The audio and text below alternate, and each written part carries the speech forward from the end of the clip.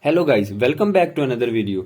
In this video I will show you how to fix Bendy and the ink machine black screen problem on your Windows in PC and laptop. So to fix this issue, follow every step as I am showing in this video, and do not forget to subscribe this channel and also press the bell icon for the latest upcoming videos.